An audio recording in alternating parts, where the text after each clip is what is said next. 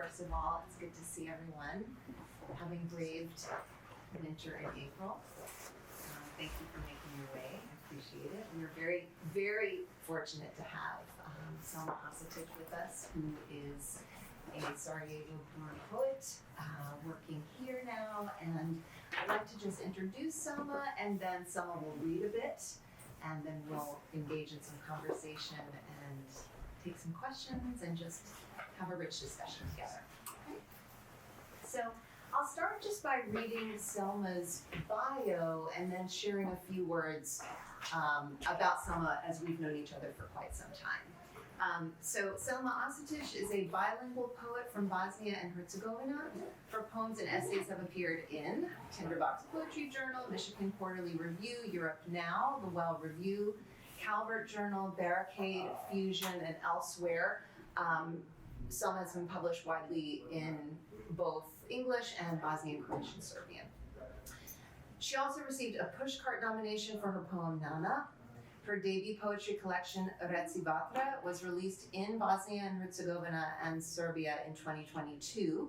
It won the 2022 Stjepan Gulin Prize for Best Poetry Collection in Bosnia and Herzegovina, Croatia, Serbia, and Montenegro.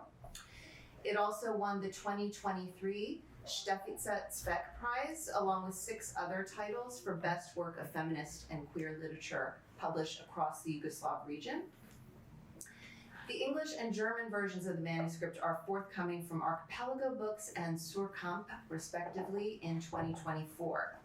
Selma holds an MFA degree in poetry from Boston University and is currently pursuing a PhD in comparative literature at the University of Massachusetts Amherst.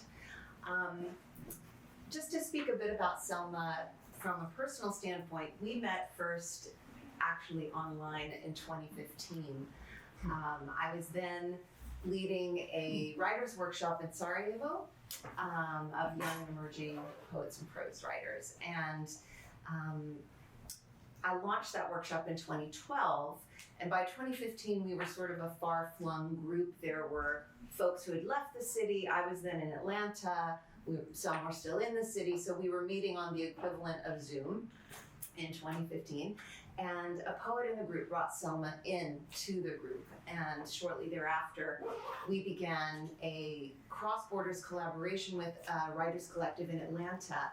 And we were able to publish, I think, 17 texts and the work of several Bosnian photographers ultimately in the journal EuropeNow in English out of Columbia University, and then in Bosnian, Croatian, Serbian in the Mostar-based journal Strane. And we were able to do all this thanks to our translator, Mirza Puric, who's Sarajevo-based, a friend of both mine and Selma's, and just an incredible translator who's been a guest here at Party. So Selma's contribution to that package, the Borders Project, was a poem called The Nation in English. I believe written in English, and Mirza translated it into BCS, right, for Strane. But there's a version of the poem that appears in the current manuscript that Selma has forthcoming in English called not The Nation, but now Ode to My Nation, which speaks of something important at the heart of the book and at the heart of Selma's work, which has to do with what is home, what is a homeland, what is one's relationship to it. The work really grapples with that question in a lot of different ways. And we'll be talking about that, of course, at length. So since those days, Selma, as we said, took a degree from Boston University, an MFA in poetry, is now working on a PhD. The book has come out in Bosnian, Croatian, Serbian to wide acclaim, and will now be coming out in both English and German. So we're really looking forward to those launches. And we're here today to talk about the work, writing across languages and writing across borders. So we're so happy you're here. Thank you for coming. The weather is typical Massachusetts weather, I guess, but I really appreciate you being here, and I'm happy that I could make it. I came on a 7:25 bus from Northampton. It was a wild ride. Will you read some for us? Yes, I Thank you for the wonderful introduction. I always feel very awkward listening to my biography. I hate biographies. I wish poets and writers didn't have to submit them. And sometimes when journals ask me for a biography, I just want to write Selma Asotić, a poet, and send it out and be done there. But then they obviously get back to me and say, can you say a little more? Which I'm sort of reluctant to do. But I like people encounter. I like a kind of straightforward encounter with poetry. I don't think poetry needs a lot of explanation and explication, but I'm very happy that we will be able to talk about some of the ideas that I've been grappling with, and maybe just you'll be able to chip in as well. So I have a few poems here. These poems are in English, and they're kind of translations or transwritings. I'm not really sure how to call it, of the poems that are in this book. This is the Serbian edition, which was the first to come out, and this is the Bosnian edition. As you can see, the graphic designer took two radically different approaches to the front cover, and I'll let you guess which one was done by a woman. Maybe we can leave that as a question for later. And we can talk about later maybe what it means to write poems versus what it means to write a book of poems, two drastically different experiences, as I've learned. So I'm going to start, and Stacey will stop me at maybe the 20-minute mark. Sure. And these poems are really, the selection is supposed to give you a kind of overview of the book itself, of this poetic voice, and who she is and what kind of journey she goes on throughout the book. So I'll start with a poem called Landscape with Footprints in Ash. You have to leave and the story will begin, is what fairy tales taught me. So I left. Now my ghosts trail behind and weep. I try to comfort them. At night I place a bowl of milk on the terrace. I promise a trip to the sea. They disappear. When I'm alone in the room, all catastrophes are easily traceable. I bury my mind. Useless mill, churning voices, plastic straws, bills, hands demanding to give and give and give. My own hands I fling down the river. At the estuary, they remember everything. In my head is a circle farm. If I die this very moment, no one will finish what I set out to say. What will you do then, my misery? Already August. In heat things expand. So do minutes. Fire swallows trees, entire forests. At some point there won't be anything left to burn. Fire has no future. What a relief for the fire. First time in the only lesbian bar in my town, which has since closed. Holy black hole in the wall. Tonight I wear my best despair in a skin sack of bones 3 gins have earthquaked to rubble. Like light I've come to never leave. In bathroom stalls, the girls rise like hallelujah pressed against the doors. I want what I want, I declare. In you omniscient mouths can sing a body into the future. I'm just waiting to be touched exactly where I want to disappear, and if a hand should reach for the small of my back, it might find everything already forgiven. Don't say desire. I'm looking for a pond to unsun myself on, and I know you've seen stars die before, but never quite this keenly, my dark, soot-crying vault. Take me as I am, prairied, and as of yet whole, fearless, shaking just a little. My father's skin looks like the surface of the moon. They told you shrapnel made men celestial. That's why you joined the army. In midsummer, when weather vanes carousel, you pull your silence taut over our house. Nothing bad will happen to us now, not with you standing sentinel at the edge of our sleep, guarding against the peace thieves. In the living room, you and I mummify, waiting for the rains to pass. Dust settles on our eyelids, the choleric mahogany. Should you ever speak, I'd tie my hair to the hooves of your voice. I'd have my death by dragging out what the water dreams sunk. I'd ask if you've seen the moles in the garden, the bird nest under the eaves. I'd ask how many you captured. How many did you kill? No one writes home. Write me when you can. skip the hellos. There's time left only for the unbearable. Instead of settled, let me say lost. Instead of scenic, let me say, on this continent, cities are orchestras of hammers out of sync. Some Sundays find a way to be kind. In their cranked up light, passers-by grow intimate on sidewalks. Suddenly brave, they ask, when it comes for us, the great big quiet, will it be gossamer at first, then obsidian? Write me when you can. Skip the weather reports. In this very moment, someone is weeping. Someone somewhere is inconsolable, and all we do is wait for our turn. How awful you were, speaking, as if to speak was to yawn in the glow of a warm afternoon, the dust still trembling with the laughter of dinner guests. All are end-stopped questions. Instead of comfort, let me say fire. Instead of forgive, let me say fire. Instead of October, let me say light is the color of a bullet.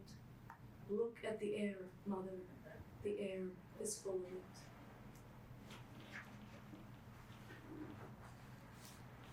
Lessons from a war. It never ends. After the cleric, thief, and chief commander comes the intellectual, not necessarily in that order. In hotel rooms, years later, you dream of a face behind closed doors, the tip of a gun at your nape, destiny perhaps postponed, yet relentless like the eyes of Marina Tsvetaeva. Every time is the first time, because the body remembers, but learns nothing. It never ends. Some other names are now bleeding on CNN's Chiron. Instead of your burning house, the screen shows a man handing his child over to a soldier. His hands are the hands of your father, or the father of your father, same difference. You are somewhere among the blessed. On some square you sip an espresso. The woman next to you says, how awful. Your contempt blooms precious and pure. It never ends. War follows you through continents and ragged caravans. Every war is your war. When at the border crossing an American cop asks, where are you from? You point to everywhere that is disappearing. At the supermarket, among the eggplants, blueberries from Peru in December, your rabbit heart flees from the knowledge that we're all dying. At the cash register, you hear, $5.50 please, and you remember the chocolate bars in the fist of an Umprofor peacekeeper, the cards with pretty blonde boys he says are called Backstreet. This is when it began. Your precious, your pure contempt of anyone with something to give. It never ends. The running. Behind you, war drags his old bones. He reads an op-ed by a concerned intellectual. We must stop the balkanization of America. You laugh, so sweetly, you and your war. From your mouth spills an ore of suspect origin. In passing, you speak to the iron shirts. Do you know of the circling of bones in nature? Man is first skin and bone, then just bone in broad daylight, bone in the ground. It turns up in your garden with the May floods. You pick it up to stir the tea because your war has developed a nasty cough. On Thanksgiving, fireworks go off and you hide under the table because the body remembers but learns nothing. It's hard convincing your own body it has survived. It never ends. After the cleric, thief, and chief commander comes the investor. Your contempt blooms precious and pure. A New Yorker staff writer tweets, compassion is not the first thing that comes to mind when one thinks of the Balkans. You laugh, so sweetly, you and your war. Then you must take him to the bathroom. You hold his head while he pukes. You comfort him. It's all right, my old man. I still remember you. You sit by him on the cold tiles, because there's nothing left to do, and there's no one else here, except you and your war. Is anybody here from Connecticut? Yeah. I have to, is your name Nick? No, it's not. Okay. I'm sorry. I have to apologize to you because this poem is inspired by my disliking of the state of Connecticut. That's okay, I also dislike it. Oh, you like this poem. Great. And also my disliking of PhD students, and I want to say that I wrote this poem before I became a PhD student. And now I only endorse it even more. So I have not changed my opinion. I just became the character that I'm talking about. They descend upon us. They descend upon us, the American PhDs, eager to investigate this part of the world so often plagued by bursts of interethnic violence. Before they arrived, we never knew murder was indigenous to our hands, a thing that blooms at regular intervals like the laughter of history. Nick from Connecticut is here to inspect. A peace studies graduate, whenever there's war, Nick from Connecticut is deployed to spread common sense, ask the right questions, why instead of why not. The more we war, the more we need Nick from Connecticut. A few more genocides and he'll join the tenure track. Oh, Nick from Connecticut. We'll come through for you, pocket $20 for our informed consent. We'll be your very own local informants, conveniently anonymous, ready to talk on cue, so we do. And oh, Nick from Connecticut, yours is the outrage of all folks whose countries would never ever. Yours is a tender soul. There goes compassion dripping from your face onto the floor. It snakes across the room and up our legs. It leaves a trace of hot slime burning through our skin. How do we scrub off your sorry, so sorry? No matter what we say, you and your wheat-colored hair will never know how fast the shadows lengthen when you try to outrun them. You too are someone's sweet baby boy. Your name, Garamond Friendly. Your mother on the phone to Aunt Linda. I'm so glad he gets to have this experience. Oh, Nick from Connecticut. It's your mother's marble kitchen top we covet, the bobbing blonde lock, the gentle ignorance of the butcher's blade. What could it know of the things it severs? In the acknowledgments you'll express sincere gratitude to survivors whose stories testify to the need for restorative justice and transversal reconciliation in the subliminal space of post-conflict contexts. After you, we'll lie wide-eyed for a long time, trying to remember our names. Drool trickles down our chins, because we're imagining tying you to a chair, bashing in your head, sweet little Nick from Connecticut. No one writes home.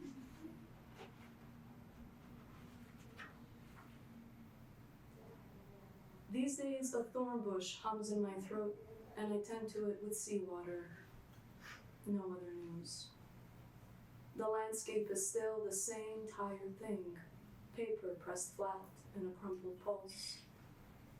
Sometimes I go down to the coast to watch a wave retract its gesture, how we consume ourselves, how the wave erases nothing but its own longing. Once, I wanted to return, but already a sky lay withered in the window, so I set off to where the body is a net lowered into the wind. If I ever arrive, if I ever forget, maybe the world will become a surge of oleander, and I a floating thing, with love.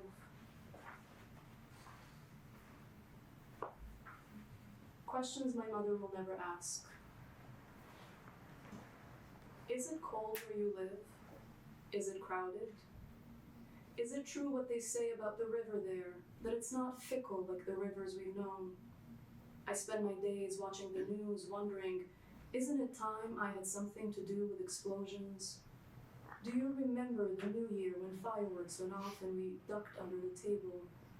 Is it true what they say about dogs being afraid of fireworks? Are we like dogs in that respect? Do you remember the cold fire of the furnace in spring our shame before the begonias?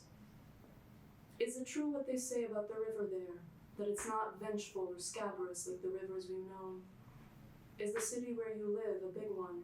Is it large enough to get lost? Are you lost? The last time I looked into your face, where was I supposed to find you? Who are you in the eyes of the bus driver watching you punch the ticket, or the woman smiling from across the bar? Do you smile back? My daughter, who has traveled farther than I can imagine, do you feel sometimes when walking down the street, someone else walking behind you? Do you turn? Do you remember I cut out the shape of you out of stray desire? Why then should we ever be afraid? Are you coming back? If yes, do you know how to pack a breath deep enough to outlast the drowning? Because the rivers here are single-minded, bottomless, and have you ever seen anyone escape? Matrilinage. One is mayhem with the threads, another weaves a mesh, a third collects. One tallies years on her wrists, another bends the bars, a third exits. One tucks a thorn under her tongue, another grows a throat, a third insists. One bites the fist that gags her mouth, another swallows teeth, a third hawks, speaks.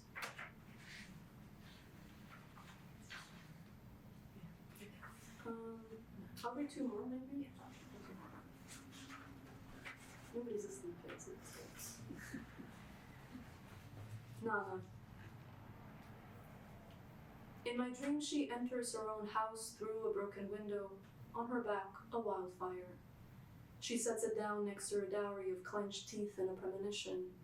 Her husband is a learned man, but when at 20 the spindle leaves her womb riddled with heartbeats, she knows more than he will ever know. The wildfire burns, each flame a deep-set streak on her forehead. In my dream, she enters her own house through a broken window, on her back, treason, Ramadan, and no salt for the broth. She voids her tear ducts into a pot, hears learned voices, and the walls whisper to her of the Iblis that is the woman. The bracts along her spine pout with seeds of heat. Deep within her is a knowledge ready to immolate. In my dream, she enters her own house through a broken window, on her back the 100th name of God. In my dream, she looks at me a long time, her forehead a bed of plowed ash. She strikes from her eyes a dowry of embers, looks at me. I call her Haq. I call her Nur. No one writes home. Something is always breaking in the sky above us. I'm trying to recall your hands cupping fireflies. Late August. On our skin, summer wouldn't quit. I stumbled, catching up with you, already vanished beyond the lip of the hill, the dead mouths of soldiers below whispering the secret of roots to the poppies. I ran after you, believing the river when it swapped our reflections with a shrug through thistle-rayed sunlight. I've learned now, once the cloud breaks, the blue rushes in to salvage the split. The sky is merely a rumor of lost things. Everywhere I look, your shadow is still vanishing over the horizon, and I'm still running towards you with outstretched arms. I'm running back to you, Mother, all the time.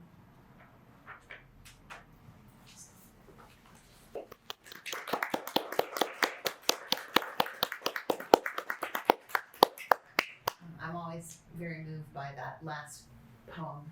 The No One Writes Home is kind of a cycle that keeps cropping up through the book, but that longing and the running back and the address to the mother, just, it moves me every time. So I just thought I'd share a few things that I observe about the working of the whole of the manuscript, just as a reader, and as a way to kind of launch us into some discussion. So I don't know if you could hear it, but there is a circling in this book. The word circle appears many times. In the opening poem, which is actually the opening poem of the book, Landscape with Footprints in Ash, we have the lines, "In my head is a circle farm." And so there's this kind of action of the mind, the circle farm of the mind, which really is the book. We read in Lessons from a War, that very powerful piece, the longer piece that you all just heard. That poem starts, "It never ends." That line keeps returning. It never ends. No capital letters to start sentences either. There's kind of a sense of an ongoing, it never ends. There's another piece in the book called Self-Portrait, drawn as a circle, and the heart is referenced as being naive like a circle, remembering nothing. We open the book with this notion of leaving. You know, there's a reference in Landscape with Footprints in Ash to one leaves. That's how a story begins. But the last poem in the book, which was the last poem we just heard, there's a running back. So there's a circling on the macro level in this manuscript. And down in the roots of the language, we have characters coming back. I'm calling them characters. Mother, father, uncle, aunt, Nana. We heard the poem Nana. They keep coming back. Their voices keep coming back. Words like fire, ash, explosion, teeth, cities, escape, continue to come back and to shed different light on those ideas. We have, so what I would call then refrain, as in the refrain in a piece of music, something that continues to come back, a motif, something we hold to. But I would also say that for me as a reader, I feel this circling as an emanation of an anxiety, a kind of struggle in the book that's pulsing. The book is pulsing in this way with a kind of anxiety. It's circling around ideas, longings, need, desire, repulsion. And so I thought maybe we'd begin by talking about some of the themes around which this circle farm is revolving. So maybe we could start with, homeland. And as you said, the poetic voice, the speaker in this book, their relationship to home, and maybe yours as well if you'd like. So the genesis of this book is sort of a strange story. A lot of these poems some of them were written originally in English here, actually on Bay Street, where the English department is. It's not far away from here, where I spent 10 months with a wonderful group of people. We would share poems, workshop them. And so it was my first, I left Sarajevo in August of 2018 and moved to Boston to do this MFA program. But I knew that I was not going to come back. Well, I didn't know actually, but that realization that I was never coming back to Sarajevo was sort of like slowly happened to me, and I think I spent 2 very miserable semesters grappling with that fact that once you leave, you leave, and even when you come back, you're coming back to something that doesn't recognize you anymore, or a place that's moved on without you. So that was one thing that I think is maybe obvious in these poems. And this repetition, I mentioned at the beginning that writing poems and writing a book of poems are 2 completely separate things. I had amassed a kind of body of work, I had amassed a body of poems, and I really wanted to make a book. And I kind of felt that I had gone through something in my life, a kind of reckoning with myself and the place that I came from, and that I really needed that book to come out. And if it didn't, I would never publish any of these poems. Like, it was kind of like, it's now or never. These are the poems for this moment, and I'm a different person now. I'm a different poet now. This is a part of my life, a kind of stage of my life, and a stage of my development as both a person and a poet that I need to wrap up and let it go. And so I started looking at the poems that I had, and I noticed this element of repetition. So that sort of emerged organically from the material that I already had, and then what I did was write poems specifically to sort of address some gaps, because I kind of drew this arc of who this poetic persona is and what she's going through. And I really like to think of this book as a kind of coming-of-age story. And if you think about repetitions and what they do formally, repetitions are obsessive. Repetitions are a form of tautology. This is how God speaks to us in repetitions and tautology. He says, I am what I am. And I wanted that I was interested in that quality of obsessiveness, of something tautological, because I wanted this book to have a kind of mythical character. Because for me, this is a kind of world that I was giving birth to, and I wanted it to feel kind of mythic, and this is why I tried to include all of these elements like fire and ash and water, and play with them, which is, these are very, they're symbols that have been used since time immemorial, and that was one danger with this book. How do you use a symbol like fire without it being a complete cliche? So I was trying very hard to not also end up in cliche. Maybe I was successful, maybe I wasn't. Tell me when you get the book. But and also I was also writing this in a time of heightened anxiety when I was having constant panic attacks, and this is kind of like a biographical note to this. book, and anxiety is all about repetition. And those lines about "it never ends" that are in the poem about war were initially about my panic attacks and how repetitive they are, and how your body can go through the same thing 500 times and never learn from it. And it doesn't matter how much you try to tell it that it's fine, you're not dying, it doesn't catch on. It has this like instinct in it that is like a self-preservation instinct that is very hard to curb. And so those lines initially came from that experience, but then I sort of assigned them to this other major part of my life, which is the war. And for those of you who might not be familiar with Bosnia and Herzegovina, there's a flag of the country right there. It's the ugly one with the blue and the yellow triangle. And a little secret that Bosnians will not tell you is that nobody actually knows the right way to turn that flag.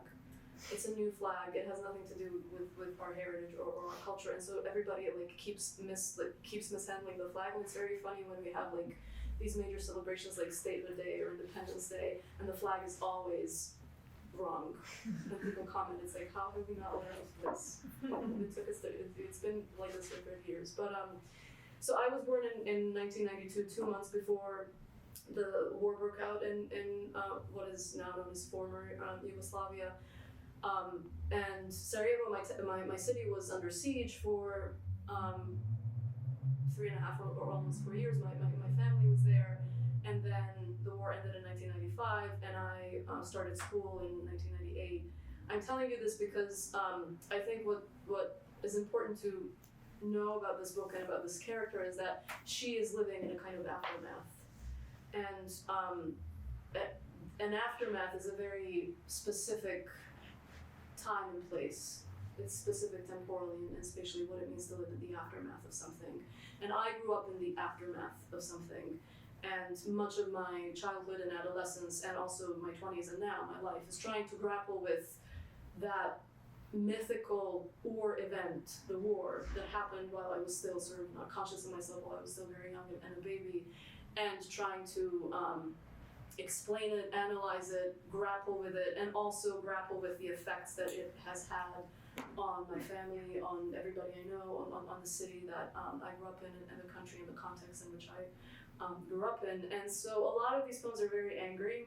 A lot of them come from my experience of living and working in Bosnia, and trying to deal with the reality of, I think it's called a country in transition, which is becoming, it has become a running joke in Bosnia that we're like perpetually in transition towards whatever it is. It's a kind of limbo state that we don't really know what the end point of that transition is, and people are very cynical about it.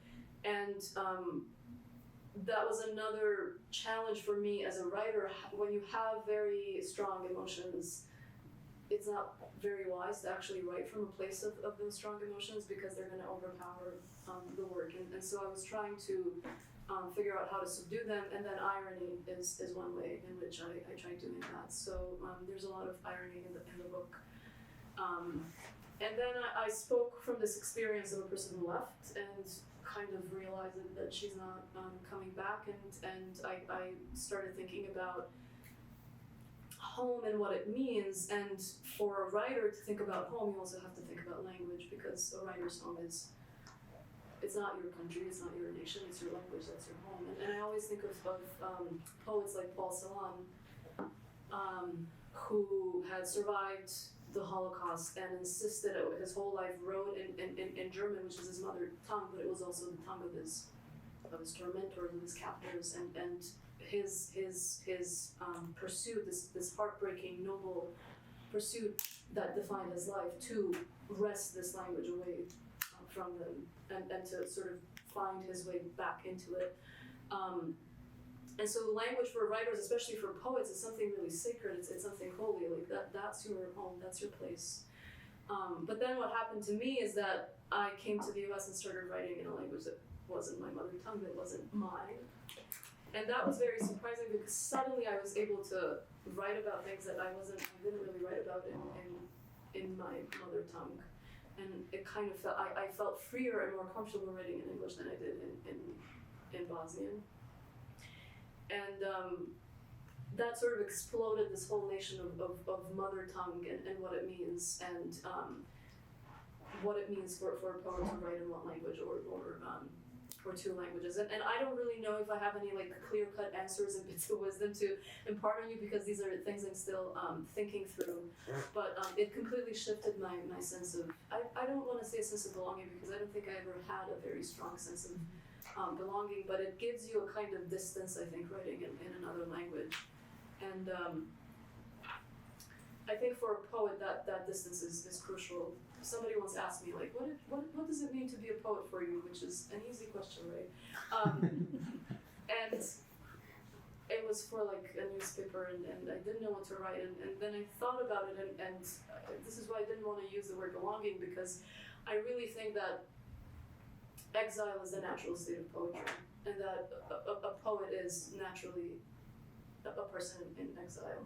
That this is something that you kind of cultivate as a poet in yourself, this kind of separateness from anything that wants to claim you, and you're trying to always kind of maintain this distance from which you can write and question things. And so I'm not sure if I answered your question. I'm sure I didn't, but home for me is a very kind of fraught question, as I'm sure it's for everybody. It's not uniquely my experience or the experience of people who come from my part of the world. I think it's a common human experience that home is something that we kind of grapple with our whole lives, the things that we inherit from it, the place where we, the place that we go back to. But for me, it's really a question of language and what kind of home I find in what are the languages that I'm writing in. That's just a lot to chew on, what you just unpacked. As I start talking, there's no I love stopping. it. I could listen forever. I want to go back to something.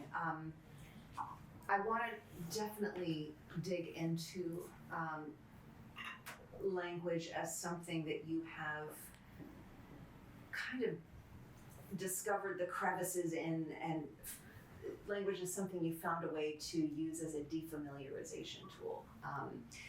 But I want to first go back to place. I think what you're talking about, language as home, really speaks to this notion of, is home a place? Is it actually a place? They're much more profound questions we might ask ourselves existentially about home. But I want to actually look at the place, Sarajevo, which you've written about extensively, and some of the things that you were pushing up against when you went there, particularly in 2019. You wrote an essay, someone wrote an essay for Barricade Journal out of NYU, and the essay is quite lengthy, and I recommend it highly. It's called "Where the River Takes Me Is None of My Concern." And the piece opens with a return to Sarajevo in 2019, so about a year after you left. And I wondered if you would just read the first couple paragraphs for us, just to convey through the work some of the emotional landscape that you were experiencing then. You're so organized. So most up here. Okay. I could do that. So I'm just going to read the opening two paragraphs, and maybe we'll have time for a couple more paragraphs in between. On August 18th, 2019, I returned to Sarajevo. A month later, on September 18th, I left again. To get to New York, where Jay and I lived, I first needed to get to Belgrade. From there, I could catch a direct transatlantic flight. This meant traveling east to arrive west, down a road that paralleled the river and weaved up the mountains of Bosnia, cutting through pine forests and corroded industrial towns. From the back seat of the car, I watched the river and the trees spurting out of the limestone cliffs at impossible angles. It was early morning. The dew had not yet dissipated, and the sun lay low, visible only when the hills dipped before recovering their upward stride. Wisps of fog lay about the houses, some still bombed out, their roofs replaced by treetops. On my way to Sarajevo a month earlier, I had taken the same route in the opposite direction. We drove through the towns and villages of eastern Bosnia in darkness, spoiled now and then by light from wooden lampposts. Once my eyes adjusted, I could discern the different shades of the dark, the impenetrable murk encroaching on the road from either side, the slightly brighter shade of hills in the background, and the bruised blue sky against which their ridges were outlined.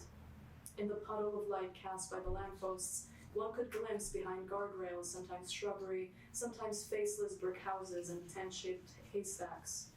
The car slowed and turned into a parking lot.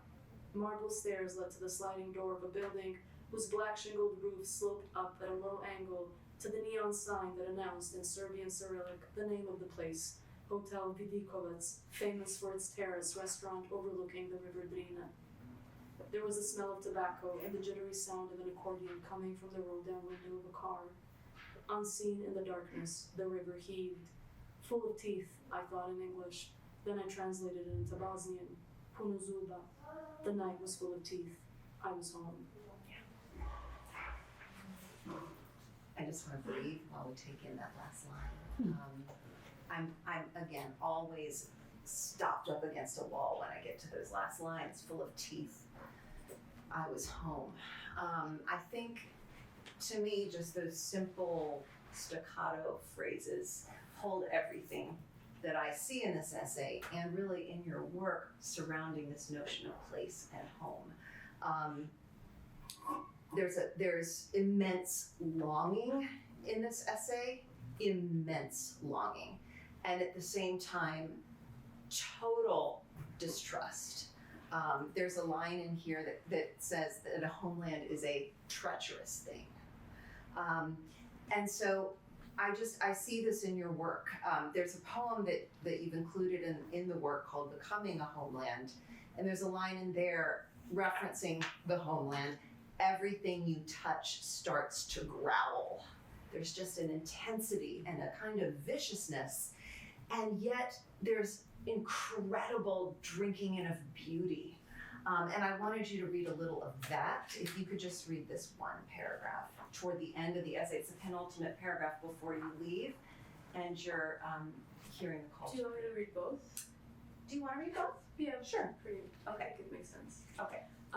So this essay is, it's about a bunch of things. Yeah. One of them is also me coming back home for the first ever Sarajevo Pride Parade. And I had kind of come out to my family, but if you know what it's like to come out to anybody, especially your parents who are not particularly pro-LGBT, they forget you ever told them, or like they play dumb, and then you have to have the same conversation 15 times. It's a never-ending loop of coming out and coming out and coming out. And so that's also a part of this essay of like coming back home to witness this, what was a historic event for Sarajevo, and then leaving back again. And it went well against all warnings, and there was like a lot of talk about potential danger that there were going to be groups who were going to attack the parade, but none of that came to pass, and it was actually this jubilant, joyful day that turned out to be amazing, against all expectation. And this is me sort of coming back home from that event and trying to sleep but not really being able to. I was awake when the first call to prayer sounded just before dawn. I listened to the voice speaking to me in a language I did not speak. Then a second voice joined, beginning the same prayer, then a third and a fourth. Voices rising and falling, echoing off the hills and into the valley, back snapping against the surface of the river. The air in the room was a clinking of crystal glasses, voices like a cloud of fireflies pulsing, until one by one they went out. Afterward, the silence felt vertiginous. I drifted into sleep. It was dawn when I left, a sole passenger in the back seat of a white Skoda. The driver took us up the canyon and into the forest. I watched as Latin letters gave way to Cyrillic, mountains gave way to fields, and the rivers grew deeper.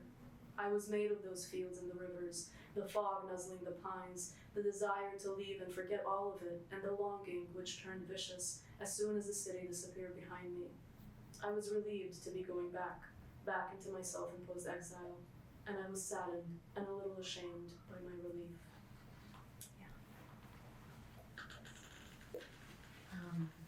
Thank you for reading from this piece. I, as I said, and as you said, it's about many things, many layers. of course, I hear that ambivalence and complexity at the end, and I go back to, I'm running after you, mother, right? I feel that too, that need. So I feel all of it in the work. I wanted to maybe move to language, because language is also a subject of this essay, and you began to speak about language as a place, as a home. And, you know, in this piece, in this essay, you talk about being in Sarajevo and not being able to write in any language. And of course, again, I think that speaks to the complexity of what was going on in you at that time there.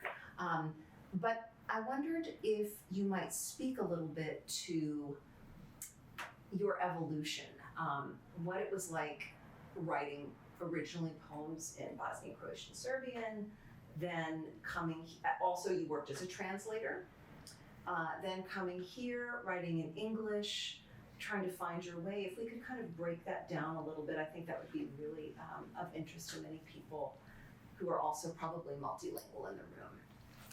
I was very concerned when I moved to the US and I enrolled in this, so I was accepted into this MFA program, and I knew that I would have to write poetry in English, and I had written a kind of sample, half of it I wrote originally in English and half of it I translated from Bosnian into English, and I wasn't really sure if I could produce a poem a week in this language. That was my second language.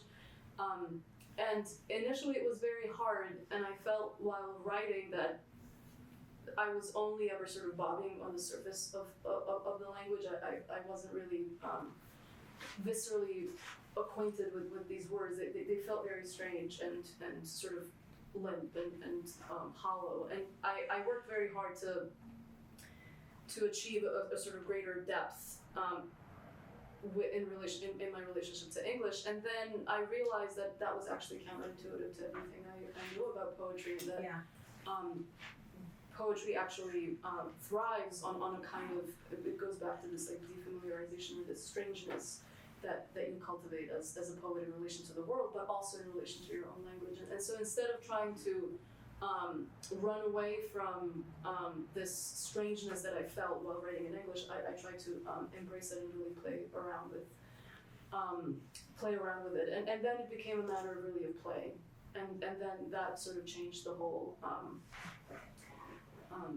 it changed the situation for me, and it kind of liberated me and allowed me to write about things that up to that point I didn't really know how to handle. Yes, in fact, you speak in this essay about subjects opening up to you in English that you could not reach in Bosnian, Croatian, Serbian. So maybe you could address that. Yeah, I mean, the first time I wrote about lesbian desire or my sexual orientation as part of my identity, and something that also is a huge part of my life, that was completely absent in my poems in Bosnian. There was a kind of self-censorship that I think was self-imposed.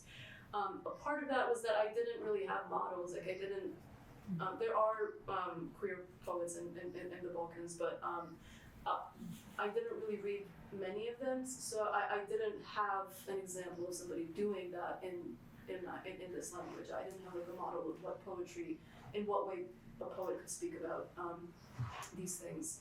And so that was definitely one sort of part of me that I finally was able to express. And then that also got me thinking about this sense of belonging or not belonging, and realizing that, you know, my sense of belonging had shifted much earlier than my physical departure from Bosnia. That there was a lot of there were a lot of things about me, about my identity, that had already made me a kind of stranger within my own community, that I was then sort of trying to grapple with, and that this act of physical exile was only a physical exile, but that a more profound exile had already taken place. And I have a community of, I have friends in Sarajevo who are all different shades of queer, but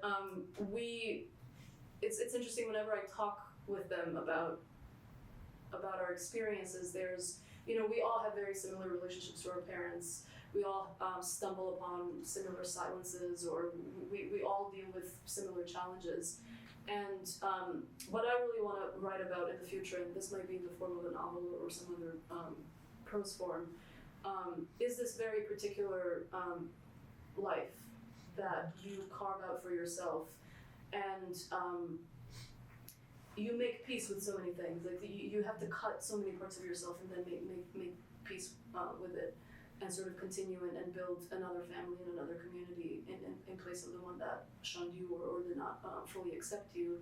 But there's so much pain there that very often goes unexpressed, and that sometimes it comes up in our conversations, and sometimes, you know, somebody broaches the subject tentatively and then it gets shut again. So there's this kind of vow of silence that is very strong, and under that silence is this just deep hurt that I think I at some point would like to write about. But when it comes to language, it's also an issue of audience, because if you think of a poet and who and what a poet is, it's a person speaking to people, it's a person addressing a group of people or a community. And I don't think it would be natural for me to be the same poet while addressing my Bosnian audience and my American audience, because these are two very distinct audiences. And so when I started writing in English, I was also aware of, it was very strange. There were parts of my identity that I never knew were parts of my identity until I came to the US, or the way that I was perceived socially, politically, etc. I remember being in class one day and my professor calling me an Eastern European poet, and I was like, I'm from Eastern Europe? I had no idea. But in the US, you're Eastern European, and the way that your identity shifts. When I was living in Bosnia, I would never call myself a European in any way, and the Balkans within Europe has it's a whole other can of worms. But in the US, when they ask me where I'm from, I just say Europe. Which I never thought I would ever say, because it's just easier. Or I say something like Eastern Europe, which again is not really, you start talking to people in the terms that they understand, or in terms that they can relate to. But I also started writing these poems, and I was like, I don't want to be the kind of poet that you expect me to be.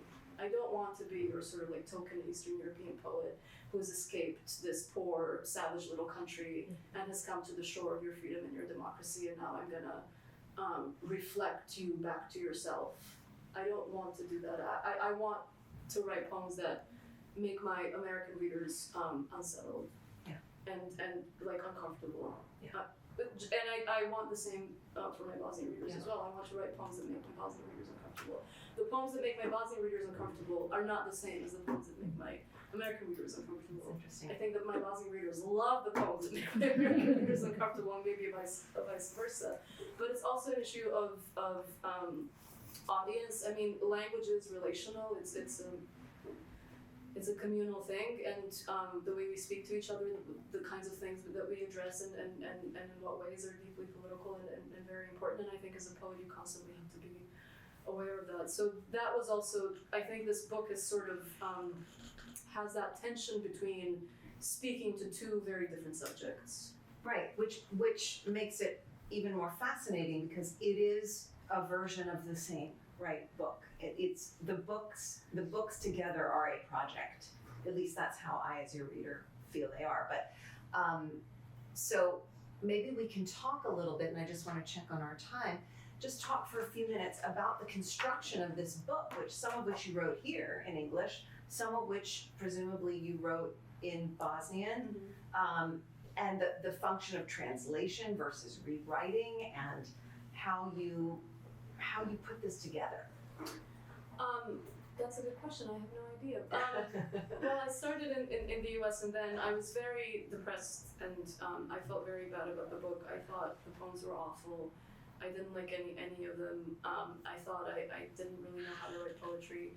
I tried the publishing game, the US, the poetry, well, the literature market in general. I'm shocked to even call it a market, but it really is. But especially the poetry sort of publishing world is absolutely brutal.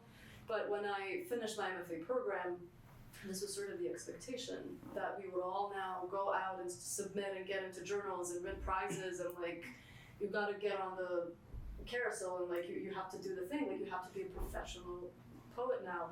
And that completely destroyed my relationship to my writing, to the point that like I couldn't write at all.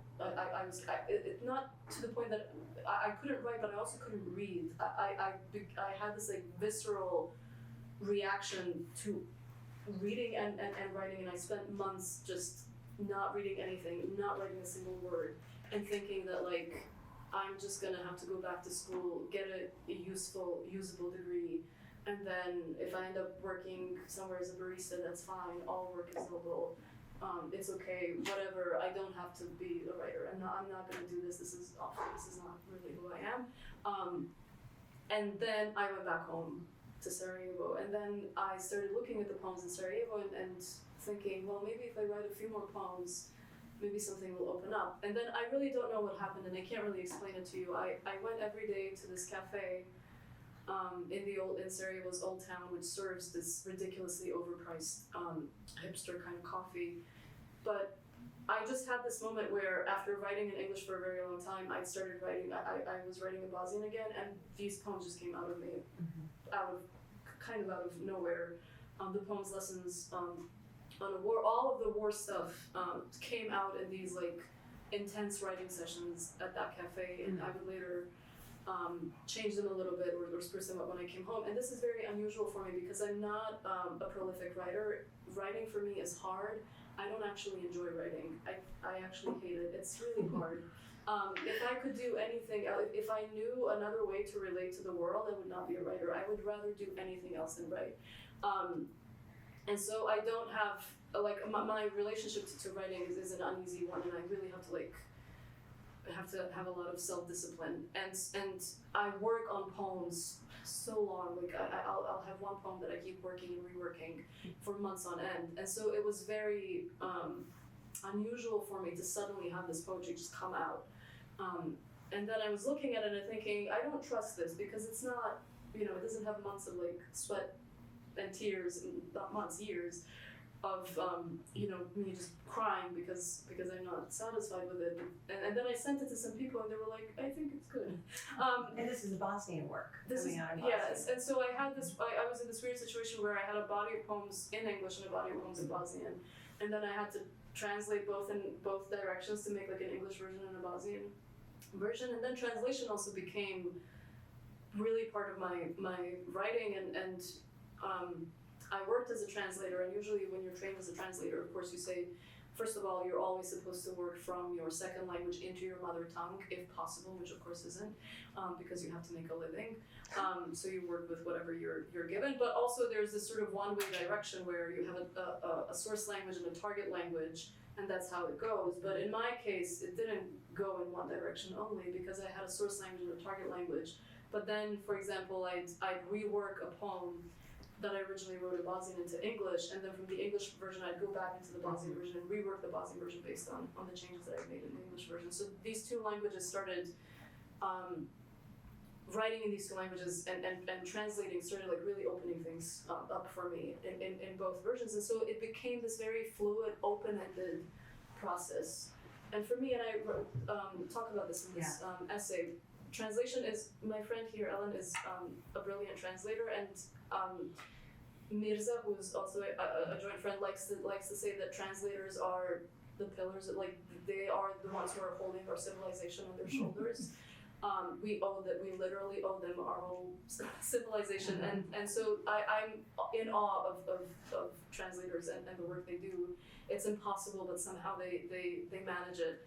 And what's really striking to me about translation is that it manages to do the impossible, which is to recreate this initial sense of wonder that you experience when you encounter a work of art, a work of literature that really deeply moves you. If you imagine reading for the first time a poem, and that moment, you just want it back, that initial moment of discovery and of wonder. And this is what translators do. They recreate that moment in a different language, and it's like bringing the dead back to life almost. It's like a beautiful thing. And so So translation also became a part of my writing practice, and right now I'm not really right now I'm writing prose in English, but I'm writing poetry in Bosnian. It's very weird, and I can't really tell you what makes me shift from one to the other, but I write in both languages. You call it in this essay actually not translation and not writing, but transwriting. So there's a kind of cross-pollinating, just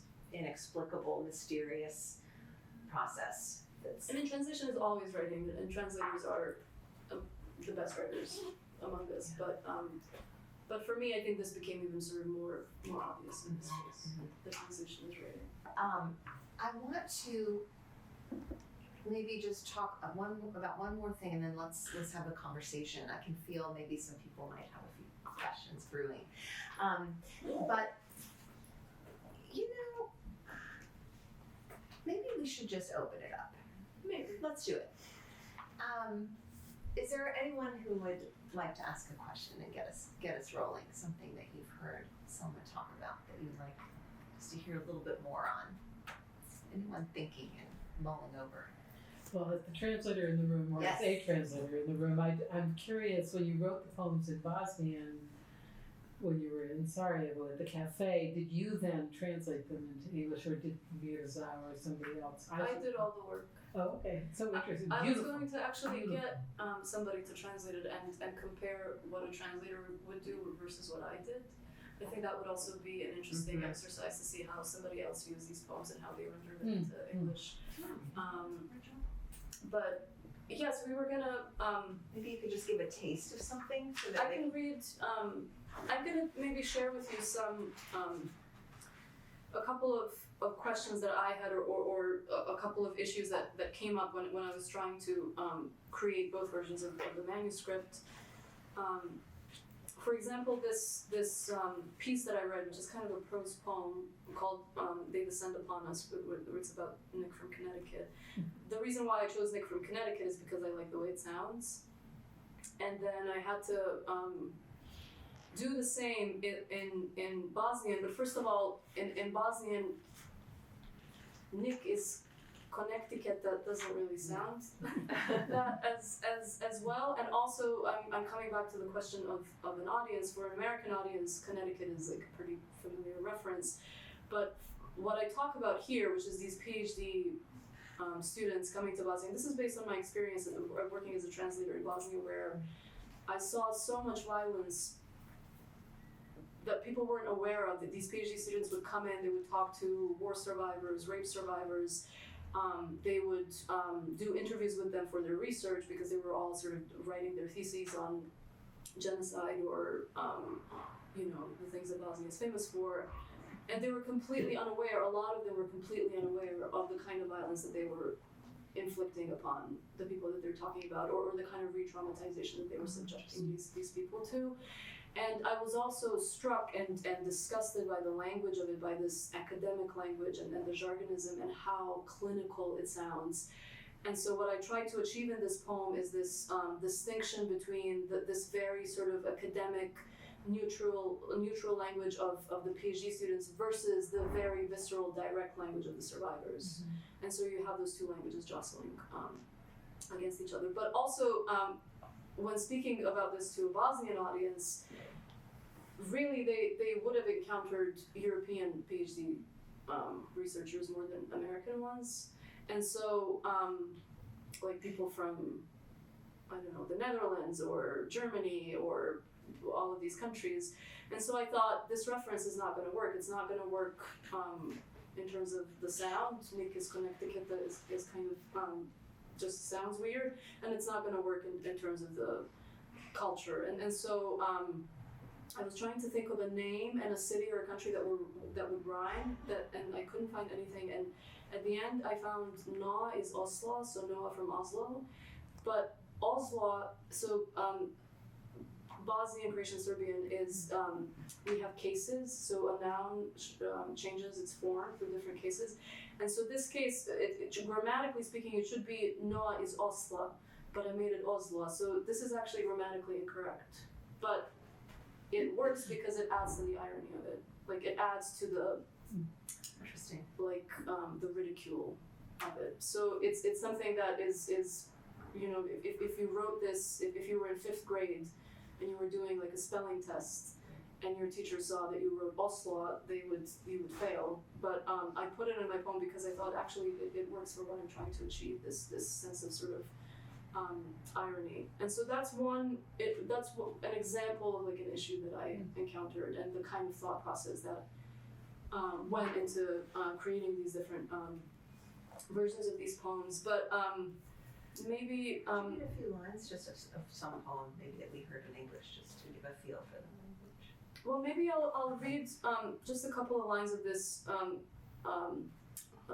They descend upon us because of this language of academia, and you'll be able to see how strange it sounds very strange in Bosnian because a lot of these words have been borrowed from English.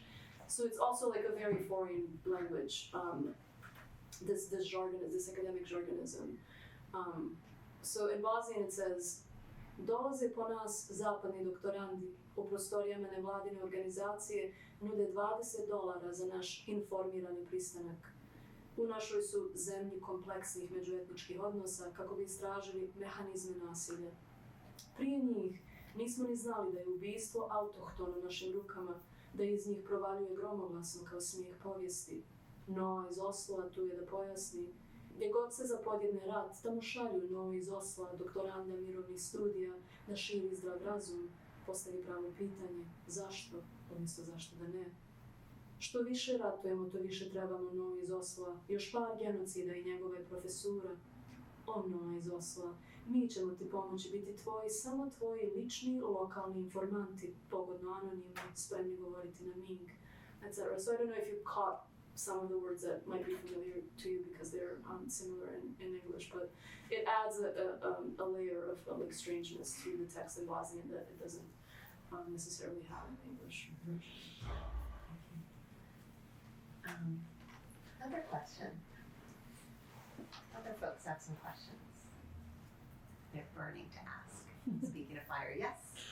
Just logistically speaking, the book that will be coming out, is it obviously not the exact same, but is it roughly the same as the one that has already been published, or were there some poems you feel like could only exist in the Bosnian version and only There are a exist? couple of poems that only exist in the Bosnian Okay. version that I just could not bring them into English at all. There were two historically specific, culturally specific, they just didn't work.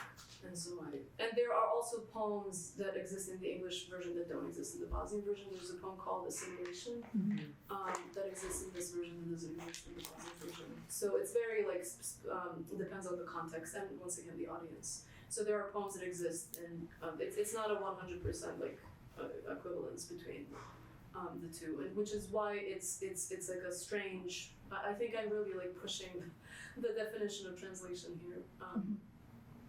So yeah, it's not an exact correspondence. It's a good question. Feels like a whole project of books. Someone else have a question? Well, I have a question. So we had another writer here in the fall from who writes in Kurdish, and he's also translated and published in English by Archipelago. His name is Bakhtiar Ali, and he made a similar. He spoke about the change in his writing when he became noticed and started to be translated. He's translated not only in English now, but in several European languages, and how when he had just been writing in Kurdish for a Kurdish audience, his writing, he had that Kurdish audience in mind, and now of course he has a different audience in mind, and he talked about how his writing changed. I don't remember what he said, but I do remember that it changed. But I'm curious because I've learned, or I've understood that we come closest to like truth with a capital T through the particularities of our experience, and not necessarily through the more general types of experiences that we share. In other words, that if you wanted to convey something truly universal, then you would describe something very unique to your life as someone who grew up in this part of the world where there was this war and so on. So, does any of that resonate with you? Can you say something about that? Or Definitely. I mean, that's what we do in art. We talk about the universal through the specific, and we start from the specific, but we are striving towards something universal. so how is your writing changing then? Because you said, like you write one way when you have this audience in mind, and you write another way. Well, it just changes based on the cultural references that I make, based on the language. It doesn't mean that it doesn't, that in both these cases, the poems are that they're not trying to express something that's not only about this particular context. So they're based on the context and informed by it and influenced by it, but they try to transcend it.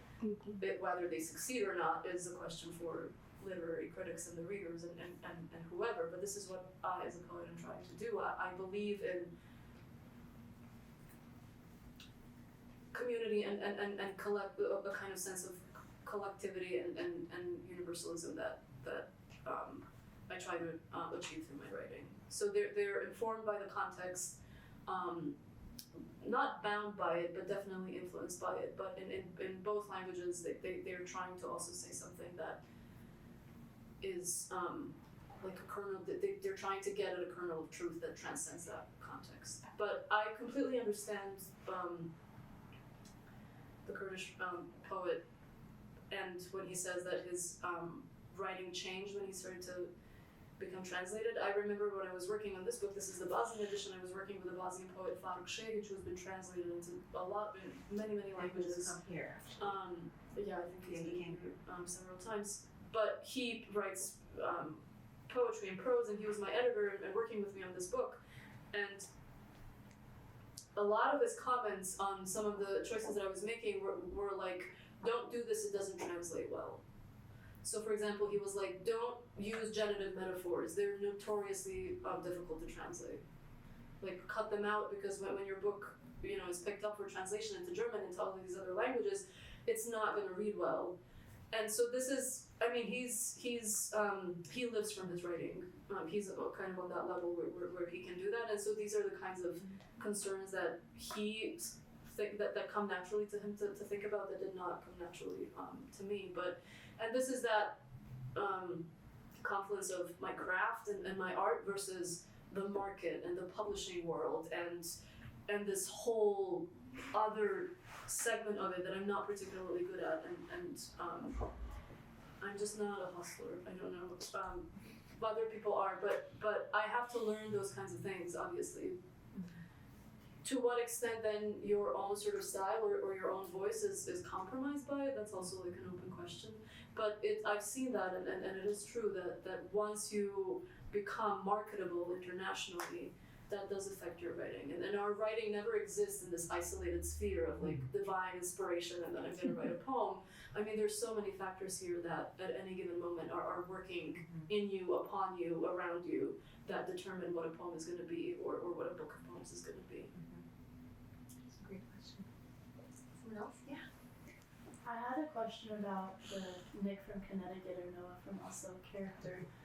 Do you think that it's inevitable that anyone coming from the outside and, trying to come in and learn about the war and the people's experience in the war, do you think that it's kind of inevitable that they're gonna portray this Nick from Connecticut character? Do you think it's like impossible to understand unless you lived through it or your family lived through it? No, it's not inevitable. And if I believed it was inevitable, I wouldn't be a writer, I think. I think we can transcend differences in our experiences, in our backgrounds, in our ethnicities, in everything that separates us. I think there's always more things that we have in common, and I think that we can speak to each other across these differences. And I have met, this is a poem about a particular kind of PhD researcher student, and unfortunately I've met a lot of them, but I have met people who come in with a sincere sense of humility, with a sense of self-awareness, with a sense of their own implication in the situation, and it definitely is possible. And as a PhD student myself right now, I'm doing work in comparative literature, so it's different. But I'm also thinking to myself, like, I don't want to be that guy. I don't want to go somewhere and treat the people that I meet in this way, which is kind of like a very extractivist, self-serving kind of way. So I definitely think it is possible to position yourself with a kind of humility that would enable you to not commit this kind of violence on people that you meet, and it's a violence that I'm not saying these are bad people. They're not evil people, and as a person who's grown up in Bosnia and who's my whole life, these stories have followed me of like these incredible atrocities and crimes, and I still believe that people are inherently good. You might laugh at this, but that's my very sincere belief. And people do incredibly evil things out of stupidity, out of complacency, and out of laziness, out of a kind of moral and intellectual laziness, and not sort of being able to reflect on their place in the world and what they're doing, and also refusing to recognize the humanity in the face of another person who's standing right before you, regardless of who that person is, regardless of if somebody told you that this person is your enemy, that must be vanquished, because if not, they will vanquish you. There are people who do incredibly humane things in incredibly inhumane circumstances, and this is what I always cling on to. Thank you for that question. Someone else? Okay. Thank you so much for this talk. It's been really touching to hear you speak and also to read a lot of your work. Some of the parts that resonated the most with me were on the aspects of defamiliarization with language and switching to a new language, as well as the ideas of home and exile. And that's something that felt very reminiscent to one of my other favorite authors, Edith Shafak, who's written quite a bit on a lot of these topics, more so from going from Turkey to the UK and switching from Turkish to English. So bouncing off of that, I was wondering if there are any writers that you have felt have been quite inspirational or influential in your own work. Oh, this is always such a difficult question for me. I can't really pinpoint exact. I mean, all of these texts, everything that we write is the idea of originality just does not exist, and there's so many echoes in these poems that are both intentional.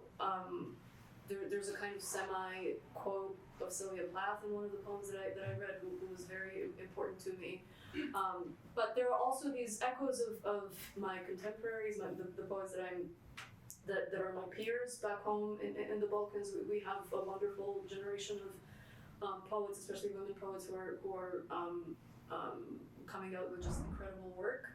And you're made of all of these things, and it's very hard to sort of pinpoint one voice that has influenced you and not another. But for American poets, I've become a huge fan of Richard Sidekin.